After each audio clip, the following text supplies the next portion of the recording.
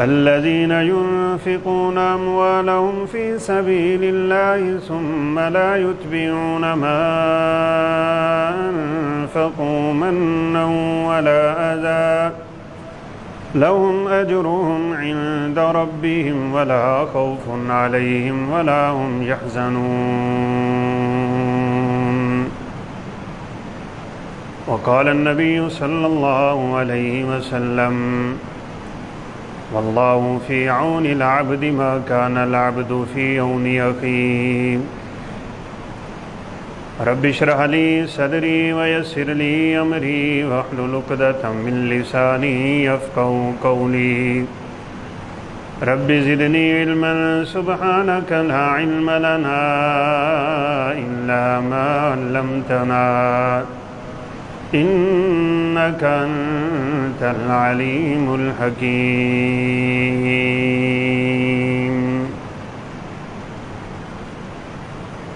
مختصر حمد و ثنا کے بعد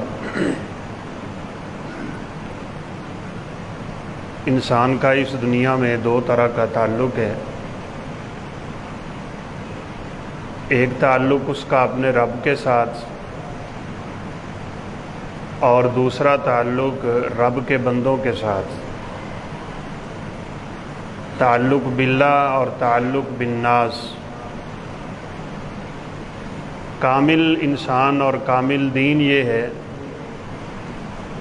کہ انسان کے یہ دونوں تعلق ہی بڑے مضبوط ہونے چاہیے. اپنے رب سے توکل، اپنے رب سے تعلق، یہ تو ایک مومن کی نشانی ہے. لیکن بہت سے لوگ ایسے دیکھے گئے ہیں جو توحید میں بڑے مضبوط ہیں، عبادات ان کی بڑی خوبصورت ہیں، پکے نمازی ہیں، روزہ بھی رکھتے ہیں، اللہ نے انہیں عمرہ و حج کی توفیق بھی دی ہوئی ہے، لیکن لوگوں کے ساتھ تعلق کمزور ہے. جبکہ یہ پہلو بھی انسان کا انتہائی مضبوط ہونا چاہیے، کیونکہ رسول اللہ صلی اللہ علیہ وسلم کا فرمان ہے: خیر الناس من ينفع الناس. بہترین انسان وہ ہوتا ہے جو لوگوں کے لیے فائدہ مند ہو. اپنے لیے تو ہر شخص ہی سوچتا ہے، لیکن بہت خوبصورت ایمان اور مومن کی یہ نشانی ہوتی ہے کہ اس کے دل میں اللہ کے بندوں کے لیے بہت احترام بھی ہوتا ہے، بہت رحم بھی ہوتا ہے. نبی کائنات علیہ الصلاۃ والسلام کا فرمان ہے: ارحموا من فی الارض یرحمکم من فی السماء. دنیا والوں پہ تم رحم کرو، آسمان والا تم پہ رحم کرے گا. اس کو کہتے ہیں الجزاء من جنس العمل. انسان جیسا لوگوں کے ساتھ معاملہ کرتا ہے، اللہ رب العزت اس کے ساتھ وہی معاملہ کرتے ہیں. آپ لوگوں پہ رحم کریں گے، اللہ آپ پہ رحم کرے گا. آپ لوگوں سے شفقت کا معاملہ کریں گے، اللہ آپ کے ساتھ یہی کرے گا. آپ اللہ کے بندوں پہ آسانیاں کریں گے، اللہ آپ پہ آسانی کرے گا. اور یہ رسول اللہ صلی اللہ علیہ وسلم کی زبان اطہر سے نکلے ہوئے کلمات ہیں. من یسر علی معسر یسرہ اللہ فی الدنیا والآخرہ ومن فرج عن مسلم کربۃ فرج اللہ عنہ کربۃ من کربات یوم القیامہ. یہ بہت خوبصورت حدیث ہے صحیح مسلم میں، جس کے راوی حافظ حدیث امیر المومنین فی الحدیث سیدنا ابو ہریرہ رضی اللہ تعالیٰ عنہ. آپ صلی اللہ علیہ وسلم نے فرمایا ہے: دنیا میں کسی تنگ دست کی تنگی تم دور کر دو، اللہ تمہاری آخرت کی تنگیاں دور کر دے گا. تم دنیا پہ کسی تنگ دست پہ آسانی کر دو، اللہ تمہارے اوپر آسانیاں کر دے گا۔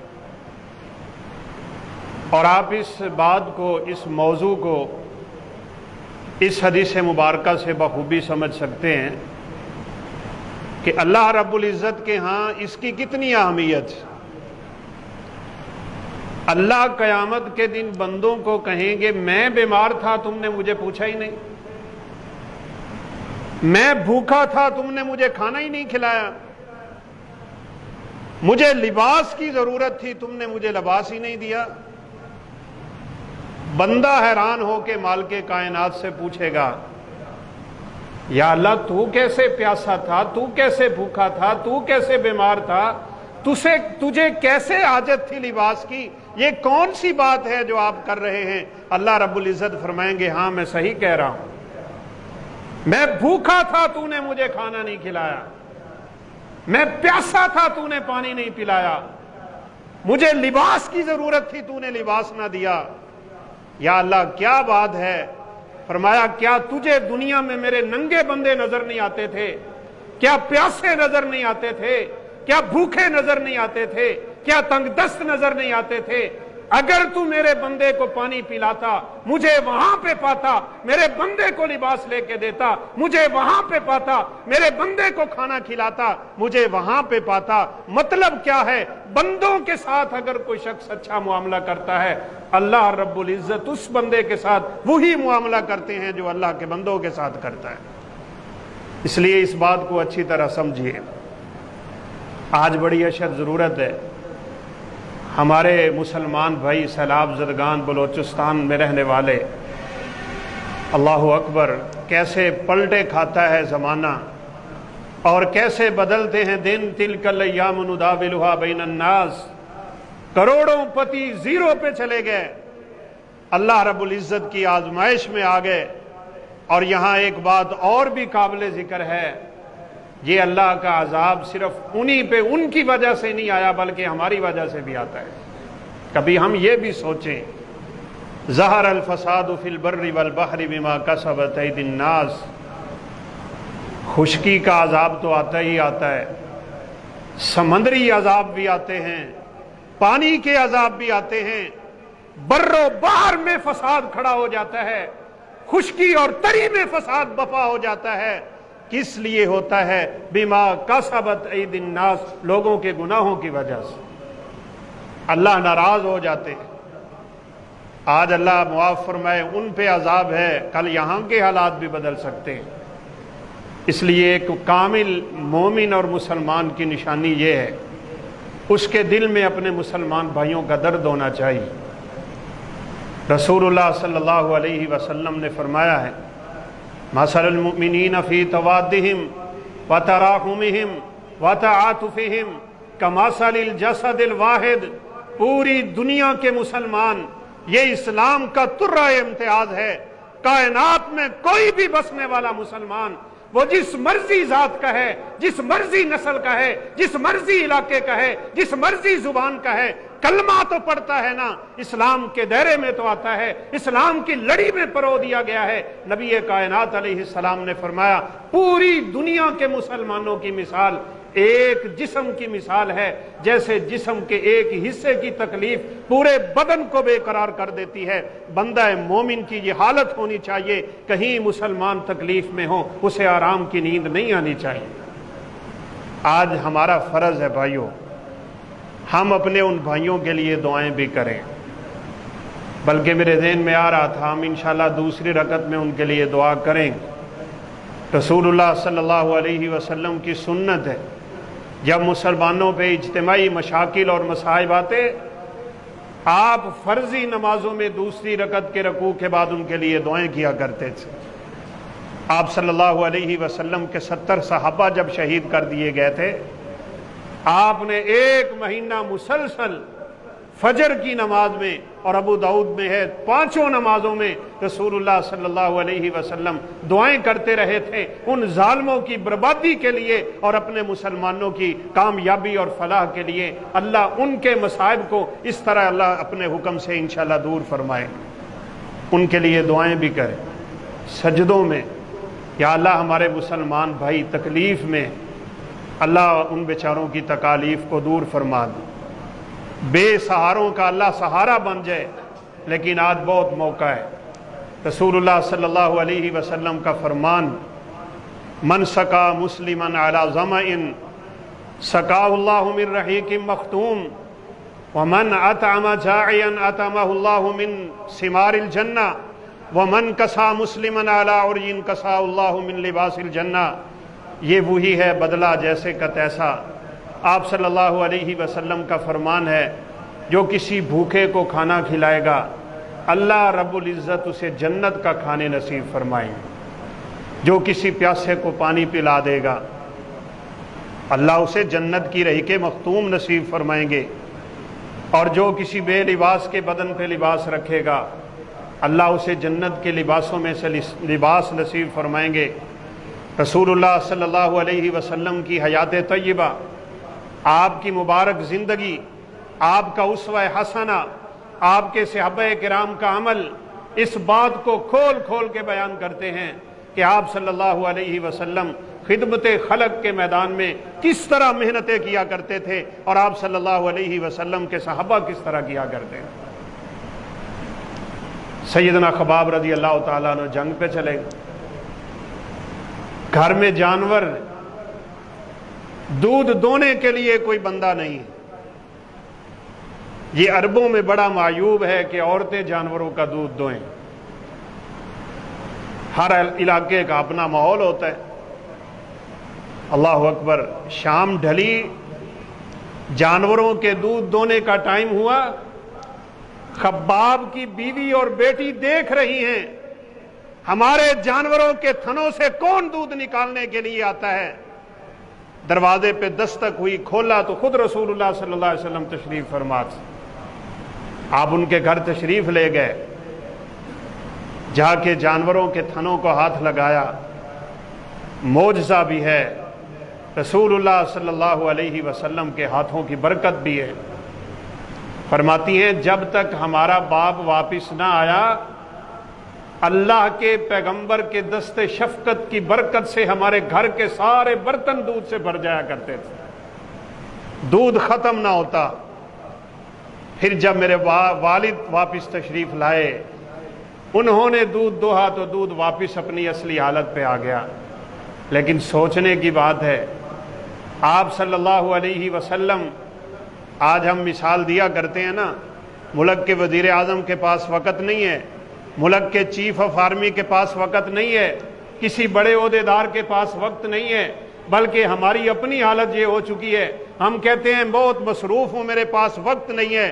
رسول اللہ صلی اللہ علیہ وسلم کی زندگی دیکھیے، آپ ایک ہی وقت میں کمانڈر بھی ہیں، آپ ایک ہی وقت میں طبیب بھی ہیں، آپ ایک ہی وقت میں خطیب بھی ہیں، آپ ایک ہی وقت میں ادیب بھی ہیں، آپ ایک ہی وقت میں باپ بھی ہیں، ایک ہی وقت میں بیٹے کا کردار، ایک ہی وقت میں باپ کا کردار، ایک ہی وقت میں خامد کا کردار، ایک ہی وقت میں فوجی کا کردار، ایک ہی وقت میں خاتم کا کردار، سرور کائنات کے کرداروں پہ نظر رکھو۔ اللہ نے اتنی برکتیں دی ہوئی تھی، آپ کے وقت میں برکت، آپ کی ذات میں برکت، آپ کی بات میں برکت، آپ کی فکر میں برکت، آپ کی ہر چیز میں اتنی برکت ہے کہ سرور کائنات کو ایک مدینے کی بوڑھی عورت جس کو کوئی نہیں جانتا تھا، مدینے کی کسی گلی میں روک لیتی، آپ تب تک اس کے پاس کھڑے رہتے تھے جب تک وہ اپنی حاجت آپ صلی اللہ علیہ وسلم کے سامنے رکھ کے خود آپ سے اجازت نہ مانگا کرتی تھی۔ یہ آپ کا اسوہ ہے۔ صحابہ کہتے ہیں کبھی ہم آپ سے مصافحہ کرتے نا تو آپ صلی اللہ علیہ وسلم اپنا ہاتھ پیچھے نہیں کرتے تھے۔ اللہ اکبر، یہ کتنی خوبصورت عادتیں۔ آج مسلمان ٹوٹے سے ہاتھ کے ساتھ مصافحہ کرتا ہے، بات کر رہا ہوتا ہے، چہرہ ادھر ہوتا ہے، توجہ کہیں ہوتی ہے۔ صحابہ کہتے ہیں اللہ کے پیغمبر ہمیں اتنا وقت دیتے تھے، آپ کی زندگی میں اتنی یہ چیز پائی جاتی تھی، ہم مصافحہ کرتے، آپ ہاتھ پکڑ لیتے، اتنی دیر تک اللہ کے پیغمبر ہاتھ نہ چھوڑتے تھے جب تک دوسرا آدمی آپ صلی اللہ علیہ وسلم سے ہاتھ چھڑواتا نہیں۔ کوئی کہیں لے کے آپ کو کھڑا ہے اپنی بات کرنے کے لیے، یہ ہمارے دلوں میں نرمیاں آنی چاہیے، لوگوں کے لیے یہ رویے آنے چاہیے۔ بھائی اس سے بڑی کیا بات ہے؟ ایک دفعہ آپ صلی اللہ علیہ وسلم مصلی پہ تشریف لے آئے، اقامت ہو گئی، نماز کھڑی ہونے لگی ہے، ایک آدمی صف سے باہر نکلا ہے اور آپ صلی اللہ علیہ وسلم سے کہا مجھے آپ سے کوئی ضروری بات کرنی۔ ہم جیسے ہوتے تو ہم کہتے بھائی نماز کے بعد کر لینا۔ آپ نے فرمایا پوچھو، بتاؤ کیا بات ہے، کیا کہنا ہے؟ اللہ اکبر، اخلاق ہو تو ایسا۔ صحابہ فرماتے ہیں اس بندے نے اپنی بات اتنی لمبی کر دی، اتنی لمبی کر دی، ہم کھڑے کھڑے سونے لگ گئے تھے، ہمیں نیند آنے لگ گئی تھی، لیکن سرور کائنات کا اخلاق اس قدر عمدہ تھا، آپ صلی اللہ علیہ وسلم نے جب تک اس نے اپنی بات ختم کر کے واپس وہ صف میں نہیں چلا گیا، اللہ کے پیغمبر نے نماز نہیں پڑھائی۔ اس کو کہتے ہیں خدمت خلق۔ اپنے کاموں کو پیچھے کر دو، اپنا وقت تھوڑا دوسروں کے لیے قربان کرنا سیکھو، اپنے مال کو دوسروں کے لیے قربان کرنا سیکھو، اپنی سوچیں اور فکریں اور صلاحیتیں اللہ کے بندوں کے لیے صرف کرنے کا فن سیکھو۔ ایک دفعہ تو آپ صلی اللہ علیہ وسلم جمعہ پڑھا رہے ہیں، خطبہ ارشاد فرما رہے تھے، سامنے سے ایک بندہ آ گیا، بدو، دیہاتوں کے رہنے والے۔ اب جو لوگ مدینہ میں رہتے تھے وہ تو ہر وقت آپ کی خدمت میں بیٹھ کے آپ سے دین سیکھتے ہیں۔ یہ داخل ہوا ہے اور آ کے اللہ کے پیغمبر سے کہا آپ مجھے دین سکھائیں، میں بڑی دور دراز سے سفر کر کے آیا ہوں، یہ آپ کے ساتھ رہنے والے سیکھتے رہتے ہیں آپ سے، آپ مجھے وقت دیں، میں آپ سے وقت لینے کے لیے آیا ہوں، مجھے بتائیں دین کسے کہتے ہیں اور ایمان کسے کہتے ہیں۔ رسول اللہ صلی اللہ علیہ وسلم نے خطبہ چھوڑ دیا، ممبر سے نیچے اتر آئے۔ آج کل تو ہم یہ کام کر ہی نہیں سکتے نا، نہ مولوی میں اتنا صبر ہے، نہ نمازیوں میں اتنا صبر۔ وہ بھی پھٹ پڑیں گے کہ آپ کیا کر رہے ہیں مولانا صاحب، ہم کہاں سے آئے ہیں، ایک بندے کو اتنا ٹائم دیے جا رہے ہیں۔ آپ نے خطبہ چھوڑ دیا، ممبر سے نیچے اتر آئے، کرسی منگوا لی، صحیح مسلم کی روایت ہے۔ آپ صلی اللہ علیہ وسلم کرسی پہ بیٹھ گئے، اس سے پوچھا بتاؤ کیا سوال ہیں، کیا سیکھنا ہے۔ جب تک وہ اپنی ساری باتیں مکمل نہ کر چکا، رسول اللہ صلی اللہ علیہ وسلم واپس سٹیج پہ جلوہ افروز نہیں ہوئے۔ یہ ہے لوگوں کے ساتھ ہمدردی کا رویہ۔ آپ نے سنا ہے ایک بدو بیچارہ پینڈو دیہاتی نا واقف علم سے آ کے مسجد نبوی میں پیشاب کرنا شروع کیا، صحیح بخاری کی روایت ہے۔ لوگوں نے دیکھا مسجد کے سین میں یہ اللہ کا بندہ کیا حرکت کر رہا ہے، لوگ دوڑے اس کو ڈانٹنے کے لیے۔ آپ صلی اللہ علیہ وسلم نے فرمایا لا تظلموا، مت ڈانٹو اس اللہ کے بندے کو، مت روکو اس کو پیشاب کرنے۔ آج ہم چھوٹی سی مثال دیتے ہیں، ہماری مسجد میں دوران نماز ذرا کسی کے موبائل کی گھنٹی بجے صحیح، پھر نمازیوں کے رویے دیکھنا، کبھی گزرتے ہوئے ہم بیٹھے ہوں، کسی نمازی کا پاؤں لگ جائے، ہمارے رویے دیکھنے والے ہوتے ہیں۔ ہم وہ مسلمان ہیں جنہیں اپنے اسلام پہ فخر ہے، لیکن اللہ کی قسم اٹھا کے کہتا ہوں ہم اسلام کی اصل روح سے ناواقف ہو چکے ہیں۔ سرور کائنات نے صحابہ کو فرمایا لا تظلموا، مت ڈانٹو اس اللہ کے بندے کو، مسجد میں حالانکہ وہ پیشاب کر رہا ہے۔ آپ آج کے دور کے مسلمانوں کے حالات کو سامنے رکھ کے سوچیں، ہم ہوتے تو ہم اس کے ساتھ کیا کرتے۔ ایک بندے نے صرف اسی لیے مسجد چھوڑ دی کہ موبائل کی گھنٹی بجی تھی اور سلام پھرتے ہی کوئی 6 نمازیوں نے اس پہ چڑھائی کر دی۔ بیچارہ بھول کے مسجد آ گیا نا، کسی شرابی کے ہاتھ سے شراب کا گلاس گر جائے نا تو جا کے دیکھیں آپ، مے خانے میں دوڑ کے آتے ہیں صفائی کرنے والے اور اسے آرام سے بٹھا کے ایک دوسرا جام بھر کے دے دیتے ہیں، کیا ہوا اگر تجھ سے گلاس ٹوٹا تو ٹوٹ گیا، آرام سے بیٹھو ہم تجھے ایک اور گلاس پیش کر دیتے ہیں۔ لیکن یہ مسجدیں، یہ اللہ کے گھر، جہاں دین کی اصل روح بیدار ہونی چاہیے تھی، یہاں ہم بچوں کو ڈانٹتے نظر آتے ہیں، یہاں ہم بڑوں کو ڈانٹتے نظر آتے ہیں، نہ یہاں کوئی بوڑھا بچتا ہے نہ یہاں کوئی بچہ بچتا ہے، نعوذ باللہ من ذالک۔ بھائیو، اب اللہ کے بندوں کے ساتھ اپنے تعلق مضبوط کرنا سیکھو۔ آپ صلی اللہ علیہ وسلم نے دیکھا جب وہ فارغ ہو گیا نا، آپ نے پیار سے بلا کے کہا، ان المساجد لم تبن لہذا، یہ مسجدیں اس لیے نہیں بنی کہ یہاں آگے یہ کام شروع کر دو، یہ تو نماز کے لیے ہیں، یہ تو اللہ کے ذکر کے لیے ہیں، یہ تو تلاوت قرآن کے لیے ہیں۔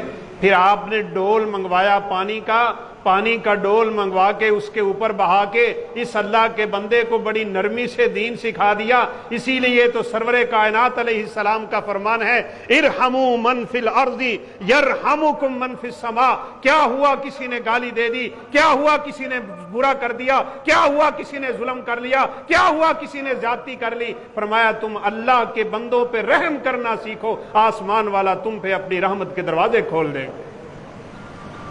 صحیح مسلم کی ہی روایت ہے، اور امام بخاری بھی اس کو لائے ہیں مختلف لفظوں کے ساتھ۔ رسول اللہ صلی اللہ علیہ وسلم نے فرمایا، تم سے پہلی امتوں میں سے ایک آدمی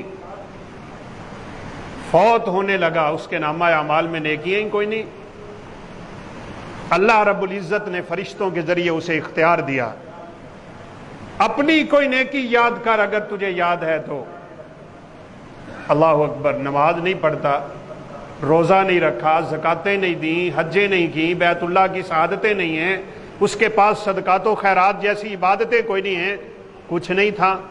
ایک بات اسے یاد آ گئی، اپنے بچوں کو بلا کے کہنے لگا، تمہیں پتہ ہے میں لوگوں کے ساتھ لین دین کرتا تھا، ہمارے بھی لین دین ہوتے ہیں نا لوگوں میں، اس کے بغیر تو دنیا چل نہیں سکتی، لیکن ہم اپنے اپنے گریبانوں میں جھانکیں میری زندگی کیسے گزر رہی، گزرنی کیسے چاہیے تھی۔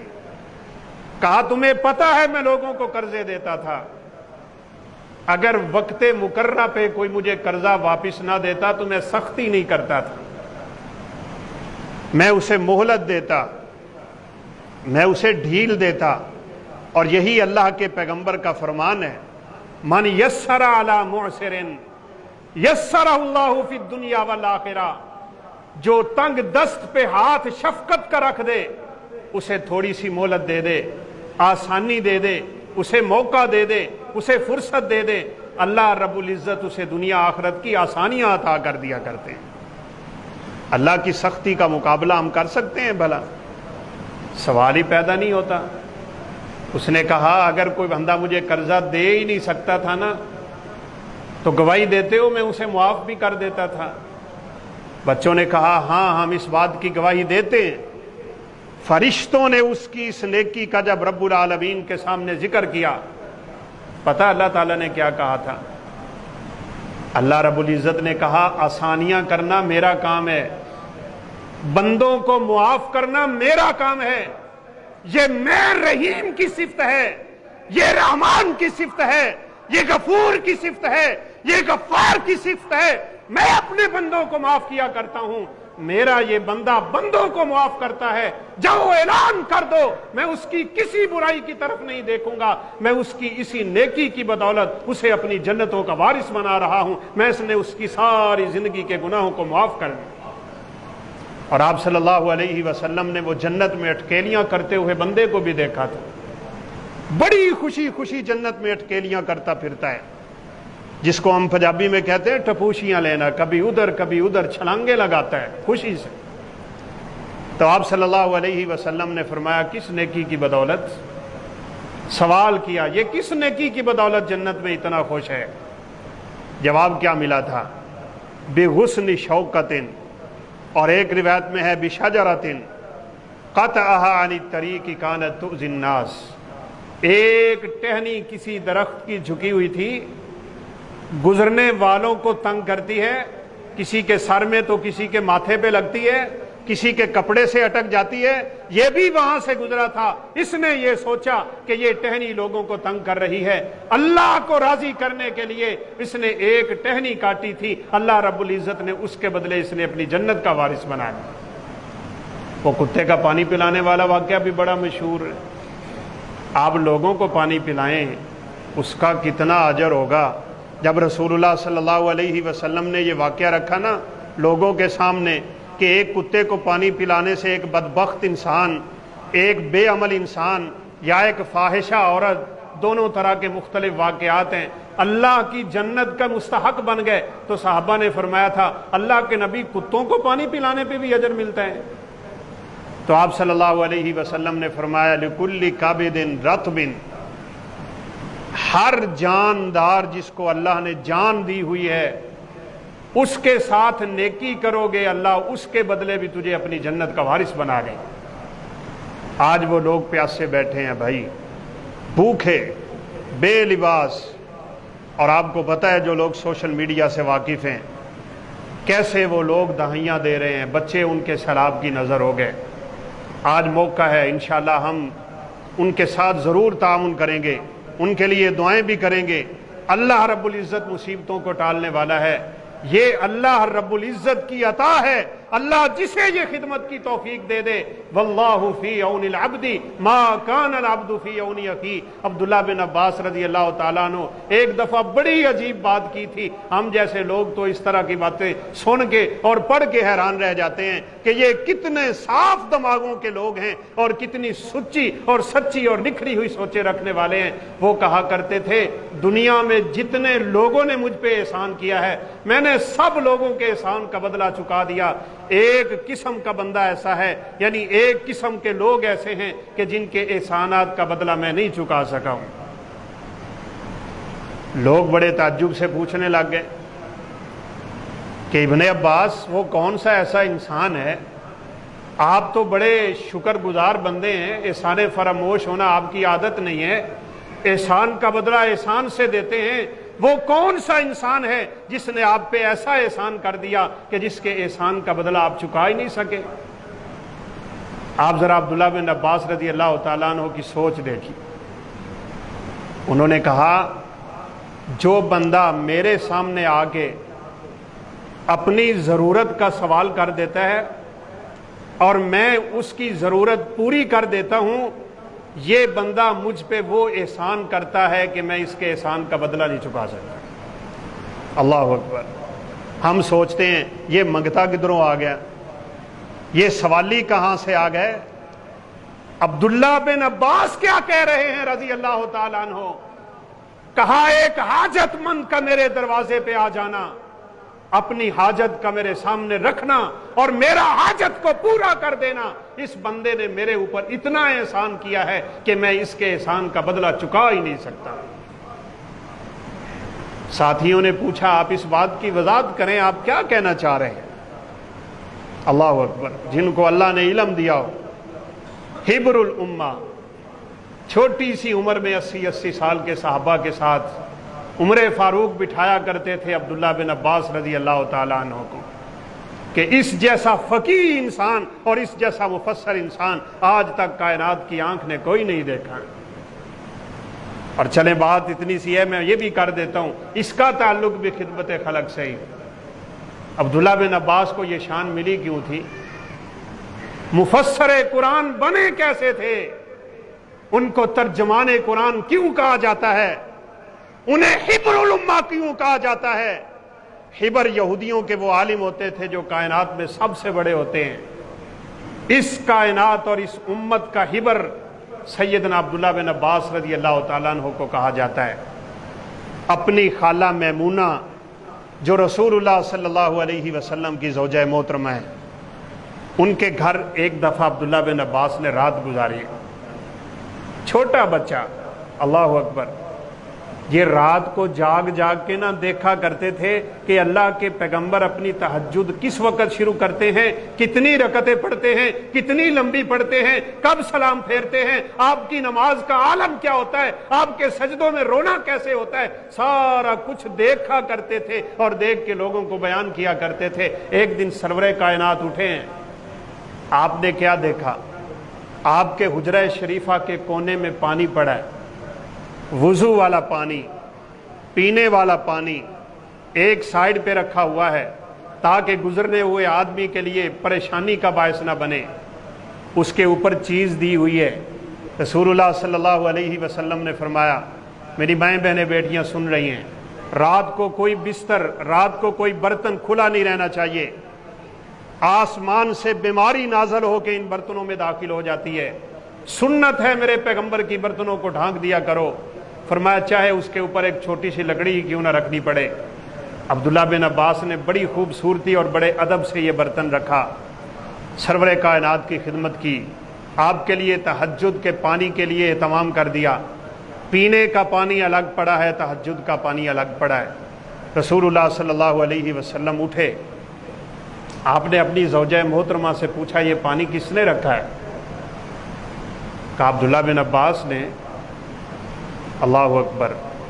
رسول اللہ صلی اللہ علیہ وسلم اتنے خوش ہوئے، خوشی کے عالم میں آپ کی زبان اطہر سے یہ دعا نکل گئی، اللہم علمہ بالتاویل، یا اللہ اس بچے کو قرآن کا ایسا عالم بنا دے کہ رہتی دنیا تک اس کا نام روشن ہو جائے۔ چھوٹی سی نیکی، دوسروں کی خدمت والی، اللہ کو اتنی محبوب ہوتی ہے، آخرت کے بدلے تو اللہ دیتا ہی دیتا ہے۔ ابن تیمیہ رحمۃ اللہ علیہ لکھتے ہیں، اگر تم نے ایمان کی مٹھاس کو محسوس کرنا ہو، ایمان کی لذت کسے کہتے ہیں، ایمان کی حلاوت کسے کہتے ہیں، ایمان کی مٹھاس کسے کہتے ہیں، دکھیوں کے دکھوں کو اور بے سہارا کا سہارا بننے کو، یتیموں کے سروں پہ ہاتھ رکھنے کو، بیوہ کا سہارا بننے کو کبھی ترجیح دے کے دیکھو، اس نیکی کو کر کے دیکھو، اللہ تمہارے سینے کو بھی کھول دے گا اور آسمان سے تمہارے لیے برکتوں کے دروازے بھی کھول دے گا۔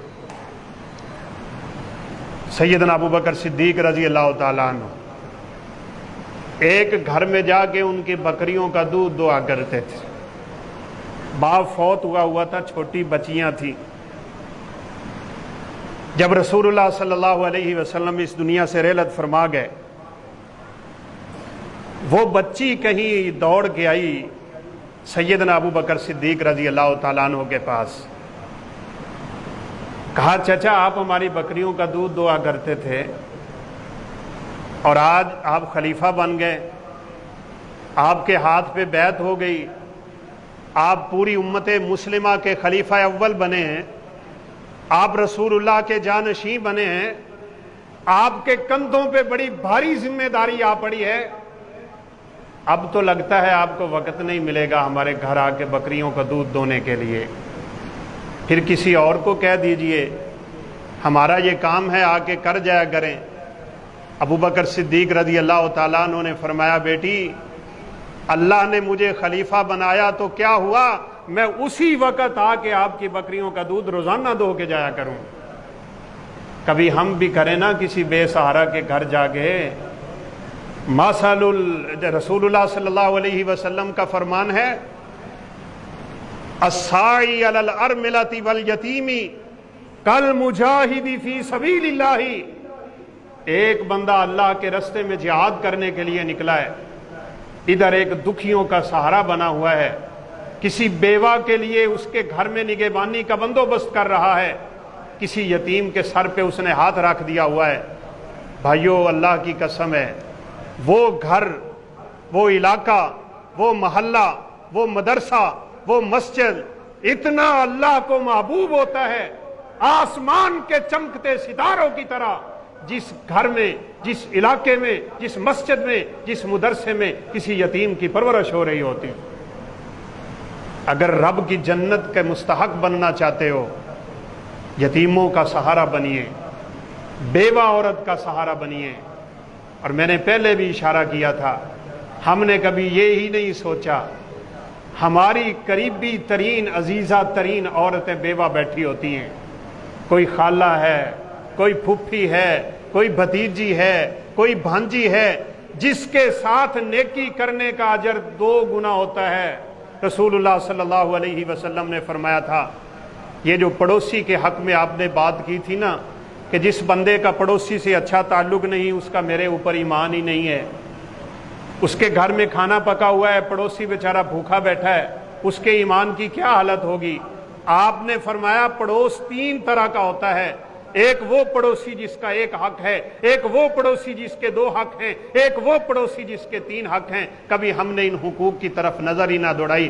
ہم اپنی موج مستی میں زندگی گزارتے پھر رہے ہیں، اور بیچارے لوگوں کا، ہمارے مسلمان بھائیوں کا، ہمارے عزیز و اقارب کا زندگی گزارنے کا اسلوب اتنا مشکل ہو چکا ہے، ایک وقت کھانا پکتا ہے تو دوسرے وقت کے لیے ہوتا ہی نہیں۔ جس کا ایک حق ہے وہ کافر پڑوسی ہے۔ آپ کے پڑوس میں عیسائی بیٹھا ہے، اگر بیچارہ غریب ہے، اسلام کہتا ہے مدد کرو اس کی، اس کا ایک حق شریعت نے رکھا ہوا ہے۔ اور اگر وہ مسلمان ہے تو اس کے دو حق ہیں، ایک حق اسلام کا، دوسرا حق پڑوس کا۔ اور اگر وہ پڑوسی آپ کا رشتہ دار ہے، اس کے تین حق ہیں اللہ کے پیغمبر کی زبان سے۔ ایک رشتہ داری کا حق ہے، دوسرا اسلام کا حق ہے، تیسرا پڑوس کا حق ہے۔ یہ حق ادا کرو، اس دنیا میں ادا کر کے جاؤ، کہیں قیامت کے دن حقوق کا، انہی حقوق کا اللہ رب العزت ہم سے سوال نہ کر لیں۔ آپ صلی اللہ علیہ وسلم کی ایک بڑی خوبصورت حدیث ہے کہ جیسے عبداللہ بن عباس رضی اللہ عنہ نے بات سمجھائی نا، جب لوگوں نے پوچھا کہ آپ نے یہ کیا بات کر دی ہے کہ ایک سائل آپ کے دروازے پہ آئے اور آپ اس کا سوال پورا کر دیں، تو وہ آپ پہ ایسا احسان کر کے چلا گیا کہ آپ اس کا بدلہ نہیں چکا سکتے۔ کہا رسول اللہ صلی اللہ علیہ وسلم کی حدیث نہیں سنی ہوئی؟ آپ نے فرمایا ہے من فرج عن مسلم کربتن فرج اللہ عنہ کربتا من کرب یوم القیامہ۔ دنیا میں جو آدمی کسی کی تنگ دستی کو دور کر دیتا ہے، کسی کی مصیبت کو دور کرنے کا ذریعہ بن جاتا ہے، اللہ اس کی قیامت کی ساری مصیبتیں دور کر دیتا ہے۔ اس نے آ کے میرے لیے قیامت کی ساری مصیبتیں دور کر دی، اس بندے نے میرے اوپر اتنا احسان کیا ہے کہ میں اس کے احسان کا بدلہ نہیں چکا سکتا۔ بھائیو، قیامت کے دن ہماری مصیبتیں کیا ہیں؟ کبھی ہم نے سوچا ہے؟ آخر ہم نے حساب دینا ہے، یہ بہت بڑی مصیبت ہے۔ ہم نے اللہ کے سامنے کھڑے ہونا ہے، بہت بڑا مشکل ہے۔ ہمارا ترازو لگنا ہے، نیکیاں تلیں گے، بدلی تلیں گے، برائیاں تلیں گی، ہمیں تولا جائے گا، رجسٹر تلیں گے، لکھائی تلے گی، پڑھائی تلے گی، زبان تلے گی، الفاظ تلیں گے، حروف تلیں گے، یہ زیریں اور زبریں اور نقطے تک ہماری زبان سے نکلنے والے، ان کے وزن کیے جائیں گے، یا تو نیکیوں کے پلڑے میں گئے یا پھر نعوذ باللہ برائی کے پلڑے میں گئے۔ کل کلمۃ لک او علیک، تیری زبان سے نکلا ہوا ہر کلمہ یا تو تیرے نیکی کے پلڑے میں جا رہا ہے یا برائی کے پلڑے میں جا رہا ہے۔ بس سوچ لیا کر تو بولتا کیا ہے۔ وہ قیامت کے دن تولا جائے گا، اس کا وزن کیا جائے گا، ایک ایک ذرہ، ایک ایک رائی کا وزن ہوگا۔ ہم اس حساب سے کیسے نکلیں گے؟ پوری زندگی کے ایک ایک لمحے کا حساب، اس سے کیا کم مصیبت ہے کوئی؟ پھر ہم نے پل صراط سے گزرنا ہے، جو اتنا کٹھن مرحلہ جس کا بیان ہی کوئی نہیں کر سکتا اپنی زبان میں۔ ادق من الشعر احد من السیف علیہ خطاطیف وقطاطیف، جسموں کو چیر کے اور پھاڑ کے رکھ دینے والی چیزیں لگی ہوں گی، تلوار سے تیز ہوگی، عملوں کی بدولت لوگ نکلیں گے، کسی کو بات کرنے کی اجازت نہ ہوگی، صرف انبیاء وہاں بولیں گے، اور وہ بھی یہ بولیں گے رب نفسی رب نفسی، اللہ مجھے بچا، اللہ مجھے بچا۔ ہم نے اس مصیبت سے بھی تو گزرنا ہے۔ یہ کتنی بڑی بات ہے۔ رسول اللہ صلی اللہ علیہ وسلم نے فرمایا تم دنیا میں کسی کی مصیبت دور کر دو، اللہ تمہاری آخرت کی ساری مصیبتیں دور کر دے۔ یہ بڑی خوش نصیبی ہے، دنیا میں کسی کے کام آ جاؤ۔ واقعہ میں نے پہلے بھی نقل کیا تھا، ایک بندے کو پانی پلایا ہے کسی نے، بس کیا لگتا ہے پانی پلانے پہ؟ وہ سامنے پانی پڑا ہے، طاقت بھی نہیں لگتی، پیسہ بھی نہیں لگتا۔ کہا قیامت کے دن جس کو پانی پلایا تھا وہ وہاں کھڑا ہے، کس لیے کھڑا ہے؟ اللہ اکبر۔ اب ایک فریق ہے، ایک گروہ ہے جس کو جہنم کی طرف لے جایا جا رہا ہے، ایک فریق اور ایک گروہ ہے جس کو جنت کا مستحق بنایا جائے گا۔ رسول اللہ صلی اللہ علیہ وسلم نے فرمایا جہنمیوں کو جنتیوں کے سامنے سے گزارا جائے گا اور جنتیوں کو جہنمیوں کے سامنے سے گزارا جائے گا۔ اور قرآن بھی کہتا ہے فَالْيَوْمَ الَّذِينَ آمَنُوا مِنَ الْكُفَّارِ يَضْحَكُونَ، دنیا میں ایمان والوں کو لوگ تانے دیتے ہیں، دنیا میں ایمان والوں کو لوگ مذاق کرتے ہیں، دنیا میں مولویوں کا استہزاء بہت ہوتا ہے، دین پہ چلنے والوں کو لوگ بہت کچھ کہتے ہیں، دنیا میں وہ مذاق کا نشانہ بنے رہتے ہیں۔ نبی کائنات علیہ السلام کے فرمان میں اور سورہ مطففین کی روشنی میں اللہ قیامت کے دن ان مذاق کرنے والوں کو کھڑا کر دے گا اور ان مومنوں کو جنتیوں کا لباس پہنا کے، جنتیوں کی شکلیں دے کے، جنتیوں کا قد کاٹ دے کے، جنتیوں کا حسن دے کے ان کے سامنے سے گزارے گا اور کہے گا بدلہ لے لو، یہ دنیا میں تمہیں مذاق کیا کرتے تھے۔ وہ کہیں گے آؤ ہمارے ساتھ جنت میں، اللہ ان کے لیے جنت کا دروازہ کھولے گا۔ جب یہ جنت کے دروازے پہ پہنچیں گے، جنت کا دروازہ بند ہو جائے گا، جنتی مسکرائیں گے، جنتی ہنسیں گے، جیسے دنیا میں یہ ان پہ ہنسا کرتے تھے، آج ان کا مذاق اڑایا جا رہا ہے جیسے دنیا میں یہ ایمان والوں کا مذاق اڑایا کرتے تھے۔ روایت کے الفاظ ہیں ان جہنمیوں میں ایک ایسا بندہ بھی کھڑا ہوگا جو ایک گزرتے ہوئے جنتی کو پہچان لے گا اور اسے پہچان کے کہے گا میری ایک بات سن لے، تجھے اگر یاد ہو تو میں نے دنیا میں تجھے ایک مرتبہ پانی پلایا تھا جب تجھے سخت پیاس لگی ہوئی تھی، کیا آج تو اپنے رب سے میری اس نیکی کی گواہی دے کے میرے لیے سفارش نہیں کر سکتا؟ ایک گلاس پانی کا صرف۔ وہ کہے گا ہاں مجھے یاد ہے، تو نے مجھے دنیا میں پانی پلایا تھا۔ تو وہ کہے گا اپنے رب سے التجا کر دو، میرے لیے گواہی دے دو، آج تیرا رب بڑے جوش میں ہے، اس کی رحمت بڑے پرجوش انداز میں اپنے بندوں کو گھیر چکی ہوئی ہے۔ یہ بندہ اپنے رب سے کہے گا یا اللہ اس بندے نے دنیا میں مجھے پانی پلایا تھا، اگر آج تو اپنی رحمت سے اس کا بدلہ اسے عطا کر دے تو مالک کائنات اور مالک الملک ہے۔ اللہ رب العزت فرمائیں گے اگر واقعتاً اس نے تیرے ساتھ دنیا میں یہ نیکی کی تھی، میں اس کے سارے گناہ معاف کر کے اسے تیرے ساتھ ہی جنت میں جانے کی اجازت دے رہا ہوں۔ یہ ہے بھائیو الجزاء من جنس العمل۔ ہم دنیا میں لوگوں پہ رحم کریں گے، اللہ ہم پہ رحم کرے گا۔ اور رسول اللہ صلی اللہ علیہ وسلم کا فرمان تو ہے، میں بات ختم کرتا ہوں، واللہ فی عون العبد ما کان العبد فی عون اخی۔ دیکھیں ہمیں دنیا میں کتنے کام ہیں، ہمارے کام جلدی ہوتے نہیں ہیں، لیکن یہ کتنا خوبصورت طریقہ ہے کام کروانے کا۔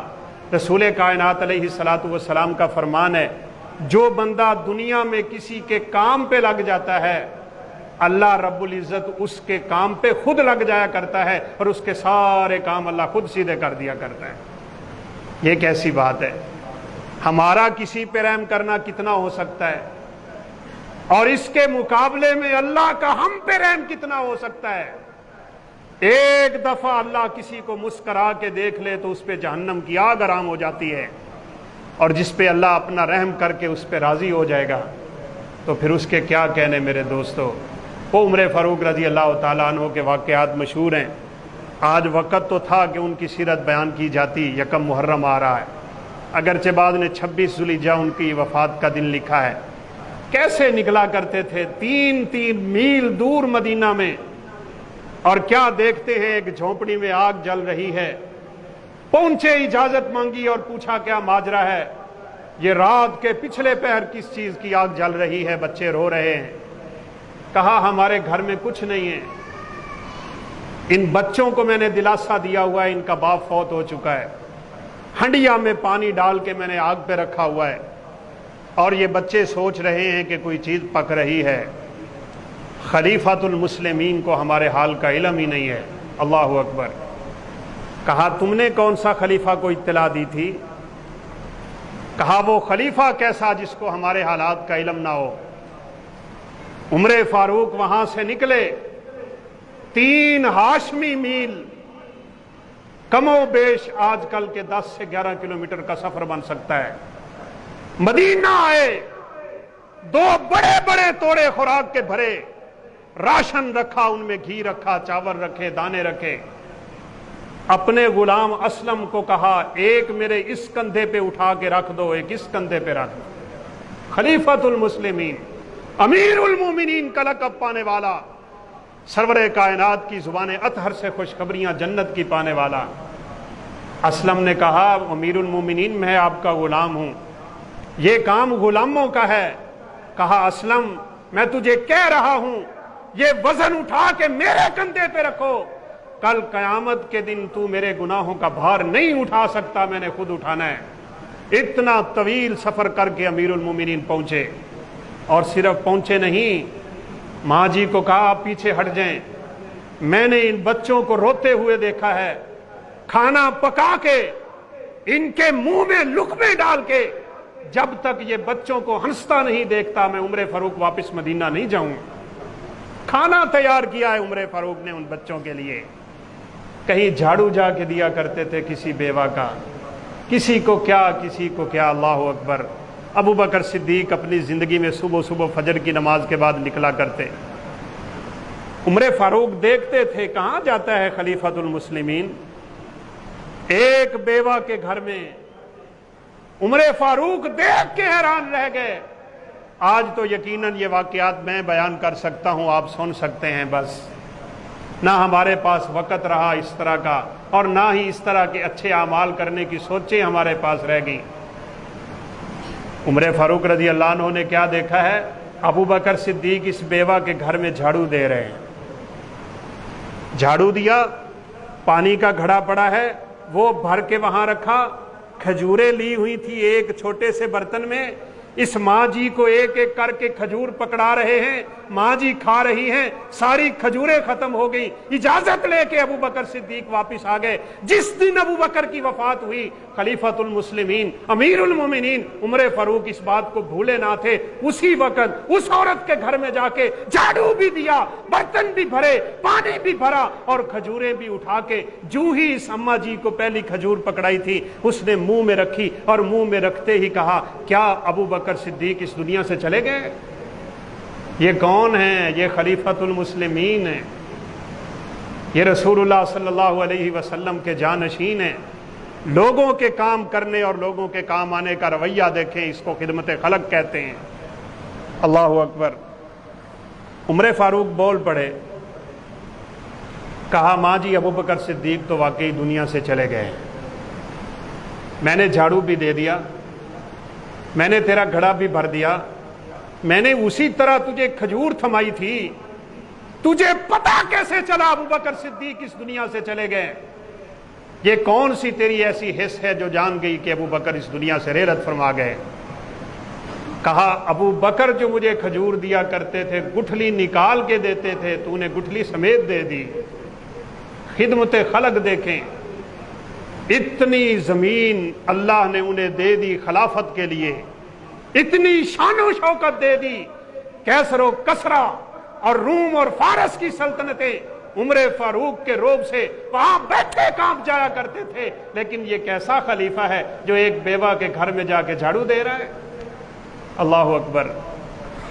ایک دفعہ سیدنا سلمان فارسی رضی اللہ تعالیٰ عنہ، ان کے گھر میں ایک بندہ آیا تو وہ آٹا گوندھ رہے تھے، آٹا گوندھ رہے تھے۔ کسی نے پوچھا، آپ کا غلام کدھر ہے؟ کہا، غلام کو میں نے کام بھیجا ہوا ہے۔ تو کہا، پھر آپ آٹا خود کیوں گوندھ رہے ہیں؟ کہا، میں نے اللہ کے پیغمبر کی زبان سے سنا تھا، اپنے غلاموں پہ زیادہ بوجھ نہ ڈالا کرو۔